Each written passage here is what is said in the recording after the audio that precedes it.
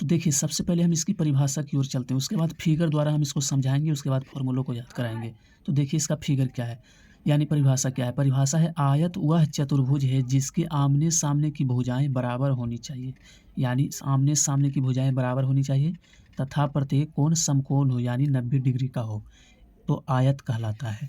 अब देखिए हम इसको फिगर द्वारा समझते हैं। देखिए मैंने यहाँ पे एक फिगर ले लिया है।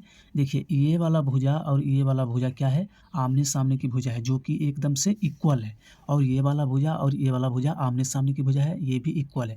इसके 4 कोण होते हैं देखिए 90 डिग्री का, 90 डिग्री का, 90 डिग्री का, 90 डिग्री का, सभी कोण 90 डिग्री का होता है। इसके सभी कोणों का, इसके सभी अंतः कोणों का योग जो होता है, सभी अंतः कोणों मतलब अंदर के कोणों का योग जो 360 डिग्री होता है। 360 डिग्री कैसे होता है? 90 जोड़ 90 जोड़ 90 जोड़ 90 360 डिग्री होता है। ये देखिए ये आयत का विकर्ण कहलाता है, इसको लंबाई कहते हैं और इसको चौड़ाई कहते हैं। आयत के 4 शीर्ष होते हैं, 1, 2, 3, 4। आयत का 2 विकर्ण होता है, देखिए पहला इस साइड से और दूसरा आप खींचिएगा तो इस साइड से आएगा, तो 1 और 2 विकर्ण।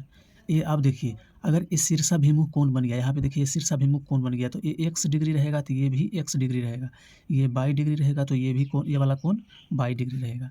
अब हम चलते हैं अपनी फॉर्मूला की तरफ से। सबसे पहले आयत का जो फॉर्मूला है वह है क्षेत्रफल, तो आयत का क्षेत्रफल जो होता है वो होता है लंबाई गुने चौड़ाई। दूसरा है आयत का चौड़ाई। आयत का चौड़ाई अगर हम क्षेत्रफल में लंबाई से भागा दे दें, यानी हमारा क्षेत्रफल अगर आयत का पता है और लंबाई पता है, तो चौड़ाई अगर क्षेत्रफल में लंबाई से भागा दे देंगे तो चौड़ाई निकल के आ जाएगा। और अगर यहाँ हम क्या करें, क्षेत्रफल में चौड़ाई से भागा दे देंगे तो आयत का लंबाई निकल के आ जाएगा। अगला हमारा फॉर्मूला है आयत का परिमाप।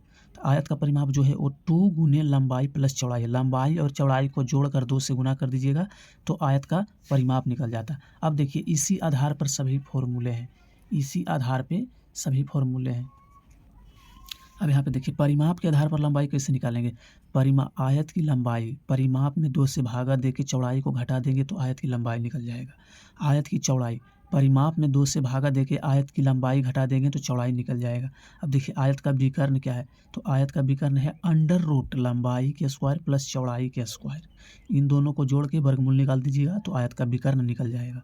अब देखिए आयत की लंबाई विकर्ण के आधार पर, तो अंडर रूट विकर्ण का स्क्वायर, यदि लंबाई नहीं दिया हो, विकर्ण दिया हो और चौड़ाई दिया हो, तो विकर्ण का स्क्वायर करके उसमें चौड़ाई को स्क्वायर करके घटा देंगे और उसका वर्गमूल निकाल देंगे तो लंबाई निकल जाएगा।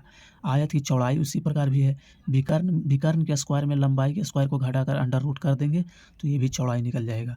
अगर आप लोग को वीडियो थोड़ा सा भी अच्छा लगा हो तो चैनल को सब्सक्राइब एवं वीडियो को लाइक करके जाइएगा, क्योंकि ऐसे ऐसे मेन टॉपिक का वीडियो मैं अपने चैनल पे डालता रहता हूँ।